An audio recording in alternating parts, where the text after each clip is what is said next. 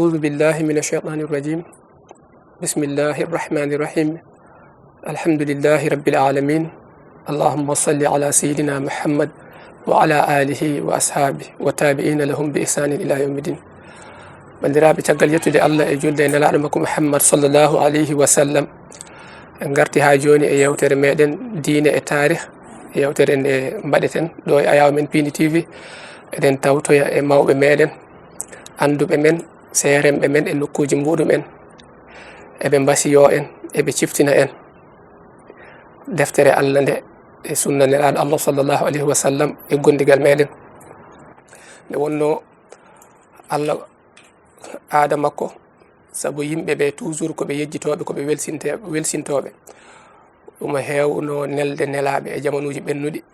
so tawi yimɓe ɓe goni e majjere muɗumen, o nela e maɓɓe nelaɗo mo ganduɗa ko e maɓɓe o suuɓi,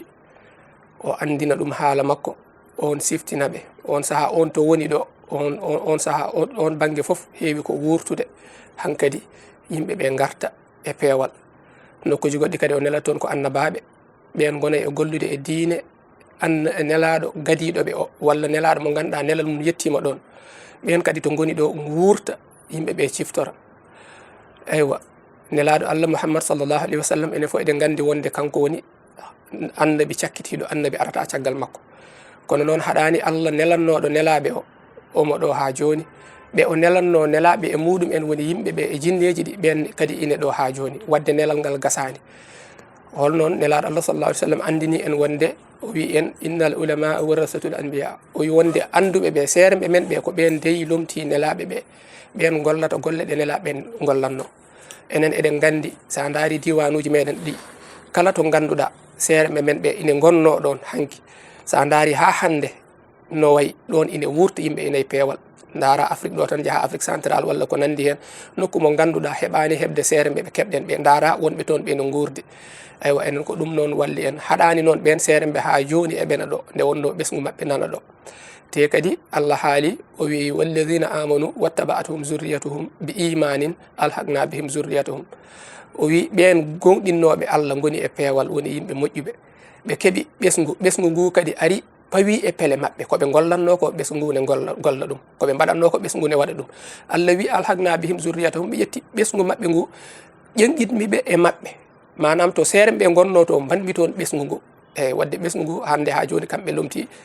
seeremɓe ɓe jinnaɓe maɓɓe ɓe, walla mawɓe maɓɓe. en gari noon hande goto e maɓɓe ɓen, eyyi sikke ala, so tawi wiyama koye galle Seydina Cheikh Oumar radiallahu anhu, garɗen, eywa ko nokku mo poɗɗen ni fuɗɗorade, eɗen mbawi wiide ko noon, ko galle makko garɗen. eɗen gari e ceerno meɗen, ceerno Seydou Nourou, goto almami men, ceerno men mo ceerno Muntaga, on ko mo ceerno Ahmadou Muntaga, on ko mo Cheikh Oumar radiallahu anhum jami'an. eɗen gari ƴogde e makko kadi, beele o siftina en, o wasiyo en, beele ɓerɗe meɗen kadi gurta. nde wonno Allah wi ko fa zakir inna zikra fa inna zikra tanfa'ul mu'minin. siftin gongol ine nafa gonɗinɓe ɓe. eyyi sa nani siftinde tan ko gandunoɗo siftinte, en gari beele o siftina en. ceerno, caggal nde min calminma, min juurima, miɗen jafnoma kadi eywa e jaggidgol ngol. eywa min gacci on calminon bandiraɓe yeɓoɓe Ayaw Pini TV, on saaha naten e yewtere nde. bismillahi irrahmani irrahim. alhamdulillahi rabbil alamin, wala aqibatu lilmuttaqin, wala udwana illa ala zalimin, wassalatu wassalamu ala asrafil mursalin sayyidina muhammadin wa ala alihi wa sahbihi wattabi'ina lahum bi ihsan ila yawmiddin. assalamu aleykum wa rahmatullahi taala wa barakatuh. bandiraɓe yeɓoɓe fof min calminaɓe, emin juuroɓe, emin ñaago Allah yo Allah jaɓanen ko haalete ɗo ko naata e nder ɓerɗe ɗe ɗofte. amin. ko mbiɗa ko on gari ɗo namnade pour siftinde julɗo kam, kañum koko yejjitta tan koko siftinte. ɗum koye sunnaji jeeya. joni noon ko ɓuri himmude ko gonɗen e muɗum woni lewru korka noon ara. aljuma battidiɗo e lewru korka, nelaɗo sallllahu alayhi wa sallam hutbinino hen hutba mawɗo, o wi ayyuhannasu qad adallakum shahrun karim. e heymon yimɓe, ari e mon lewru teddundu, lewru ndu ganduɗa fihi leylatun khayrun min alfi shahr. no woni hen jamma mo ganduɗa ɓuri moƴƴude e jammaji hitande fof. Jamma goto no ɓuri ujunere ñalawma. Ujunere ñalawma noon saɗa so ɗum ma won hedde duuɓi 3 e lebbi 4 ɗum noon moƴƴere fonde noon so ari julɓe ɓe no foti jaɓɓade ɗum, no foti tinnade hen ko diyafatullahi, ko koɗugo Allah no hatta kala mo ganduɗa Allah wurni ɗum ha hawri e Ramadan, Allah yiɗani ɗum moƴƴere noon hotta ɗum, yiɗani ɗum yaafede, yiɗani ɗum hafranede bakkatuji. ɗum noon julɗo kañum ne no nelaɗo hirjinirtuno ni ko noon kadi hirjinante neɗɗo o yo tinno hen daña hen moƴƴere ala ɓurɗo pertude Ramadan naata ha yalta tawa yaafaka bakkatuji ma. ɗum noon Ramadan arani tawa ko koɗo noon koko heblante ko woni daroɗa e fuɗɗade gila lewru Sha'ban walla gila Rajab wona e heblude hoorema, sabu nelaɗo sallallahu alayhi wa sallam so Rajab naatino o wiyat ko allahumma barik lana fi Rajab wa Sha'ban wa ballighna Ramadan. An jomiraɗo ya wallu min, mbaɗana min barke e Rajab e Sha'ban, balla min hamin mbawa hebde lewru korka. ɗum o yani yo barik lana fi Ramadan, sabu so neɗɗo hawri e lewru Ramadan tan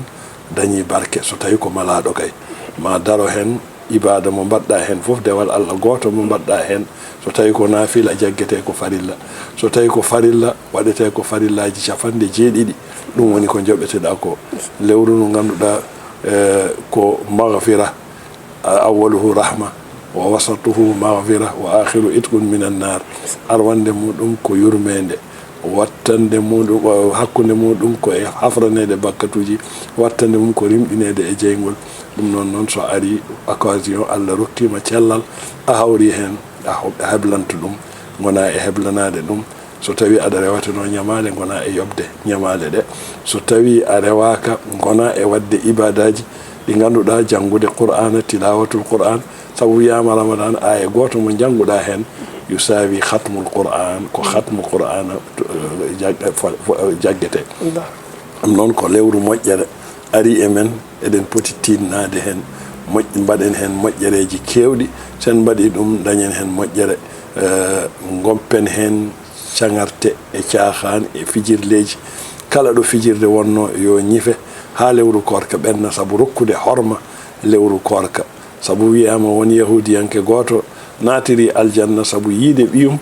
ƴetti mburu na ƴakka ɗum boowal, o wimate anda julɓe ɓe koɓe hooroɓe, a rokkata lewru ndu horma. rokkude lewru ndu horma ɗum haɗi waɗimo nadde aljanna. ɗum noon ko lewru ndu ganduɗa ko lewru mawndu. nafilaji ne waɗo nelaɗo sallllahu alayhi wa sallam o wi man qama Ramadan imanan wa ihtisaban ghufira lahu ma taqaddama min zambi. kala dariɗo e Ramadan waɗi hen nafila, hay soko darɗe 2 gandiyoɗa ko tarawih naflude, won janggoɓe Qur'an ha timma, won waɗoɓe hen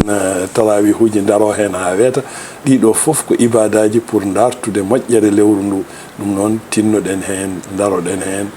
ɓornoteri sukaɓe rewɓe ɓe yoɓe change ɗum e lewru korka, sabu hormade lewru korka ɓe ɓorno comci timmuɗi, hormade lewru ndu. sa hormima lewru ndu tan Allah waɗanma moƴƴere. kono e nder lewru korka sa yalti cikka koye wuro wongo gonɗa ɓornogol ngol fewani, comci ɗiɓe ɓornotoɗi fewani. ɗum ɗon wona moƴƴere. fijirloji ne waɗe partout e nokkuji ɗi foof. lewru korka fijirde koko foti woppede hucci e Allah, sabu anda beela Ramadan goɗɗo ma tawtuma ɗo. ɗum noon jagga tan ko oɗo woni akhir Ramadan ma, so Allah rokkima fartange a hawri e goɗɗo kadi jettira ɗum Allah. ɗum noon tinnoɗen e lewru korka. e lewru korka noon ko wiyete ko ganduɗa wawa timmude illa bihi fo wajibun. woni holɗum ƴewde lewru ndu. lewru yo ƴeewe, moni foof ƴeewa, wona wiide tan miɗa hetto communiqué kaari walla miɗa hetto ko kaari en mbi. julɗo foof no yamira yo ƴeew lewru ndu, ƴeewa so yi moƴƴi. nelaɗo sallllahu alayhi wa sallam la tusumu hatta tarawul hilala wala taftiru hatta tarawru. ɗum noon woto hoore so wona taw on jii lewru ndu,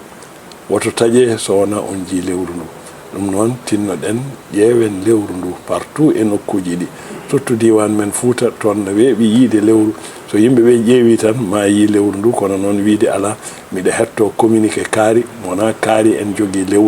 lewru hay goto jogaki ɗum ko julɓe fof jeeyi ɗum yoɓe daro ɓe ƴeewa ɗum Allah waɗi powaka e gandal wona gando tan foti yiide lewru humon binne ne yiye lewru gando ne yiye lewru suka ne yiye lewru ko hunde newede diinu o ko yusru koko hunde newinde fawaka e calcul fawaka e hisab fawaka e hunde fawa ko yiide suumu li ru'yatihi koore e yiide ɗum noon yiide neɗɗo fof no jogii gite gando o humon binne o fof no jogii gite ala galle kaari hani déclarde ala so ɓen déclarani tan min mi hoorata julɗo goto so wi yi lewru ndu e darorde neɗɗo o no foti hoorde so tawi tajgol ngol ko julɓe ɗiɗo foti yiide ɗum wawa nadde hen sabu arabiyu goto arino e rasul sallallahu abdoulah ibnu jabir bun jabir kanko haali ɗum o wi hadis o nelaɗo sallallahu alayhi wa sallam arabiyu goto ari e makko min ƴeewi lewru ndu min jiyani o wi min de mi yi lewru ndu to ladde to min nelaɗo wimo a tashhadu an la ilaha illallah mbaɗa aɗa seeɗo Allah ko goto o wi miɗa seeɗo aɗa seeɗo komi nelaɗo o wi miɗa seeɗo o wi bilal azin fi nnasi ya noddin wurnu e yeynu e yimɓe ɓe janngo ko korka ɗum noon julɗo tan on hay goto anda ɗum wona aboubacry siddique wona oumar ibnul khattab ko arabiyu hay goto anda ɗum noon julɓe jonodirta kala ɗo wiyama lewru yiyama yimɓe fof no foti hoorde julɓe fof no foti hoorde coynogol ngol noon koko luura mbiɗa andi kam hikka kadi ma wat luure sabu won ƴeewoɓe ɗum talata ɓen nawgas e jeenayyi mumen ko talata won ƴeewoɓe ɗum alarba woni nawgas e jeenayyi mabɓe ɗum noon luural waɗata so ɓe jii ɓe kañum ƴeewani ni ɗum noon addata ko probléme ɗum noon kono yo Allah hawridin en fof enen fof e sababu Allah fawa en e paamodiral julɓe foti ko faamodirde mbadda hunde laawol gotol goppida ɗum laawol gotol yo Allah wallu yo Allah waɗanen moƴƴere noon tinnoɗen e diine men en ngala so wona diine men jomiraɗo wi sahru ramadan alladi unzila fihi alquran hudan linnasi ko peewal hudan ko tanwin ko nakira ko peewal hudan ko peewal linnasi ɗum noon neɗɗo fof jiɗɗo fewde so naati e lewru korka annima dañde hen moƴƴere ma Allah yaafo ɗum bakkatuji mum fof kala ko waɗi ma Allah yaafo ɗum sabu haalama hen man sama ramadan imanan wa ihtisaban ghufira lahu ma taqaddam min zambihi o man qama ramadan imanan wa ihtisaban ghufira lahu ma taqaddam min zambi ɗiɗo fof ko momtande bakkatuji makko de bani adama ko juumowo nelaɗo sallllahu alayhi wa sallam wi kullu bani adama khata wa khayrul khata'in at-tawwabun o wi bani adama fof ko juumowo kala noon ko ɓuri moƴƴude e juumowo tuubowo so lewru korka nga ari mbaɗen ɗum lewru tawba mbaɗen ɗum lewru tuubuya duttoɗen e Allah ndewen hen Allah ko heewi Allah waɗana en moƴƴere heewde ko diyafa koɗugu Allah noon koɗugu mum no mawni nandani e koɗugu bani adama somo hotta o hottatma ha heewa cheyɗane udde damuɗe aljanna uddite damuɗe jeygal udde ɗiɗo fof ko moƴƴereji wondi e lewru ramadan ɗum noon tinnoɗen kooren ɗum no ɓuri moƴƴude tawa saɗa hoora a ñohata a haalata ka fotani haalde haala ko moƴƴi janga qur'ana ko heewi ɗum ɗon ko moƴƴere wonande en ɗum noon tinnoɗen hen ko lewru korka eɗen payi hen lewru ndu ganduɗa nandani e lebbi lewru ndu ganduɗa ko lewru moƴƴere ɗum noon woto hay goto welsino hen nelaɗo sallllahu alayhi wa sallam wi rughima an man hadara ramadan walam yaghfir allahu lahu ala ko ɓuuri pertude ramadan naata ha yalta tawa a yaafaka yo Allah wattu en e yaafeteɓe yo Allah wattu en e rimɗinteɓe kala ko ndewɗen hen Allah kala yo Allah jabono en wona min mbawi addude namde min mbawi addude namde bisimilla eko fati anniye o yoga e ñawojo korka ha e jomum foti anniyorade ha e taƴƴo e nder korka hene fuɗɗito kadi eynan ɗo ɓe mbi ko so tawi ka ganniɗo hoorde lewru ndu foof a anni to gila jamma goto anniya goto ne yona ganniyoɗa jamma goto ka korowo lewru ndu so tawi noon Allah waɗi a taƴi hen saɗa fuɗɗito kadi a anni to kadi jokkidde ko heddi ko so debbo joni no hooranno annima hoorde lewru ndu fof o dañi gantu o taƴi somo fuɗɗito o anni to omo hoora ko heddi ko ɗum noon ɓuri moƴƴude noon neɗɗo o jamma fof kestitina anniya ma mbiya aɗa yiiɗi horde janngo kono anniya goto takfi nayi wona. est ce que tugnutoɓe lewru eko fati e météo ko est ce que ɗum ene sella e sariya ma walla? nelaɗo sallllahu alayhi wa sallam kañum wi nahnu ummatun la nahsib mi o wi minen komin leñol ummiyun la nahsib min comptata so fawama e kontugol e calculgol waɗat ko heeriɓe ɗum te jomiraɗo yiiɗi ko yusru o waɗi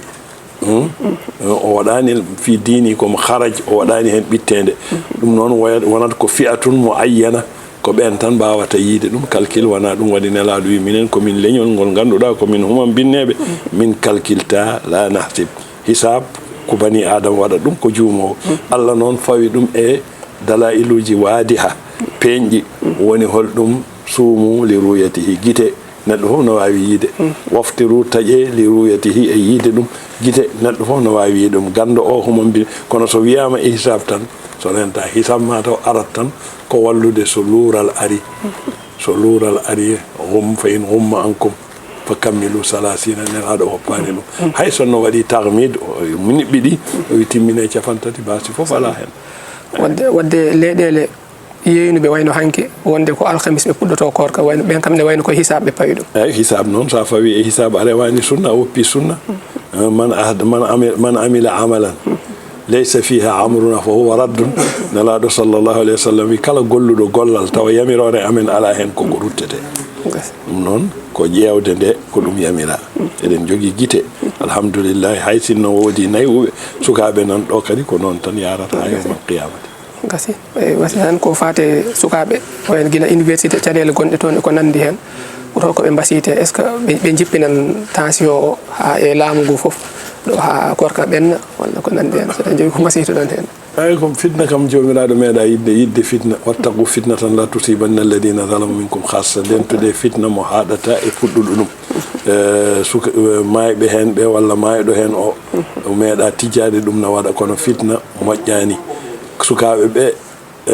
ko haqqe mabɓe ɓe namnoto woni jobdi koɓe gollata ko koɓe jangata ko ɓe mbawa jangude gaga dañde bourse uji mabɓe min mbasito laamu ngu tan yo tinno affaire bourse o kam yoɓe mbat feere sukaɓe ɓe totte koɓe handi ko ɓe kamɓene ɓe namnoro koɓe namnoto koɓe namno ɗum e teddugal e yusru e newuya kala ko haalda ko disnodira haalda famodira ɗum ɓuuri moƴƴude e fitna moƴƴani al fitnatu naimatun lana allahu man ayqadaha fitna no ɗani Allah huuɗi puɗɗuɗo ɗum police ji ɗi kadi ɓe ganda ko ɓiɓɓe mabɓe ɓe baddata ɓesguji mabɓe ɓe baddata ɓe mbasa addude cattede neɗɗo no wawi nehde neɗɗo tawa yettoyaka e mayde emin kewi wadde salat tasbih e lewru korka nelaɗo sallllahu alayhi wa sallam wi abbas ala utika ala amnahuka ha façon ngaji dokkal fof mi rokkatama mi tottatama mi yeɗatama o wimo holɗum hunde nde ganduɗa sa waɗi ɗum bakkatuji ma gadiɗi e battidiɗi fof a yafama sa waɗi ɗum bakkataji ma ɗi teyɗa e ɗi jumɗa fof a yafama bakkatuji ma peññinaɗi e cuuɗaɗi fof a yafama ɗum noon o wi sa wawi wadde ɗum mbaɗa ɗum ñande fof sa wawa yontere fof sa wawa lewru fof sa wawa hitande fof enen minen noon duuɓi nogas e goho hande hikka emin mbaɗa ɗum e korka soit samedi gadiɗo walla dimanche walla samedi ɗimmo o ngol ɗo noon min mbaɗata ko ɗum le 28 février ɗo grande mosquée de Dakar ko toon waɗete à partir de 16 heures yimɓe ɓe gara ko toon kumtaji ne waɗe hen so tawi yimɓe ɓe kumtima ha gasna juula julde nde waɗa hen duwowuji duwono leydi ndi duwono aduna o duwono ɓesguji ɗi duwono jinnaɓe ɓe mayɓe ɓe fof waɗe ɗum noon bandiraɓe kala mo Allah rokki wawi arde so ari hawra hen inchallah ko moƴƴere yalla waɗat hawridin en hen inchallah machallah on jarama bandiraɓe no jiiruɗen ni eywa hande kadi en ƴoogi yo Allah hokku en naftorade ko ɗum tan woni ko do'eteɗen ko nanɗen ɗo ko wadde mbaylen jaɓɓal meɗen eɗen gandi o saaha leydi ndi no wayi wulde guila e coowuji ha ko nandi hen lewru korka ari ha yettima ni wayno a ɗesata tinde mbatten haqqille gartiren haqqillaji o koye men ay korka kaɗo koko yahata ko ɗum addi en e aduna ko heddi ko foof ari ko dusde en beele ha mbawen wadde diine meɗen o eyyi kono noon ko arno dusde en ko sen dewi e ɗum ɗon ha en belsidima ko adduno en ɗo ko welsidare waɗi no feewi te kala nde neɗɗo welsidi golli golle ɗe ganduɗa ko welsidare addanimo gollude ko nimsowo mbatten haqqille profiten ɓayi en donki kam hodde e wonde e ko poɗɗen wonde ko sen goni hen duuɓi lebbi 11 lewru wotoru ari no ganduɗa no ceerno haaldini nelaɗo Allah sallallahu alaihi wasallam haali ɓuri pertude fof ko mo ganduɗa omo welsidi lewru korka naati ha yalti taw o yaafaka mbakkiloɗen tinnoɗen e lewru nduɗo kam beele jaafiɗen ko ɓenni e en ganda lewru wondu sene tawa en ɗo ewa yo Allah hokki en nande e naftorade e gollude koko nanɗen ɗo ko Allah jaɓani en kadi korka ka Allah hokka en nadde hen e jaam e yaltina en jaam Allah jaɓani en dennagal ko dewɗen hen ceerno en kadi yo Allah jutnu balɗe moɗon ɗo ewa ɓooyon naftude julɓe ɓe ewa dennagal jortoji ɗi yimɓeɓe jogoto nde garato moɗon ɗo de cakka juuɗe beele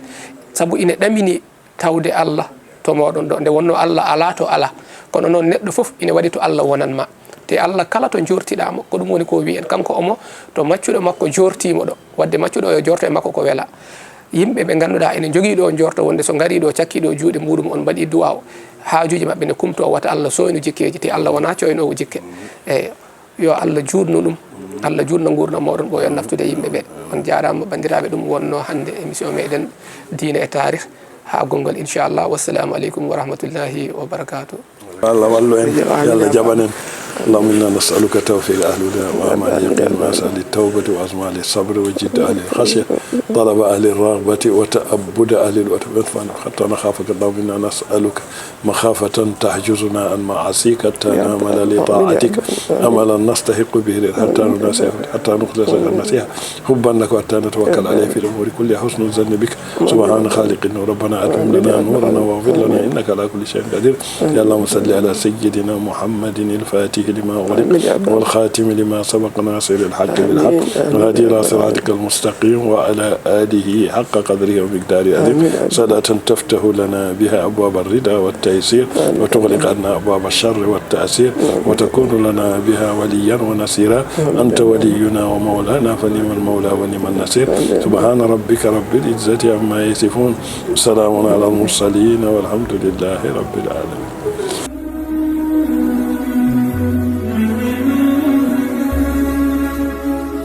Mm-hmm.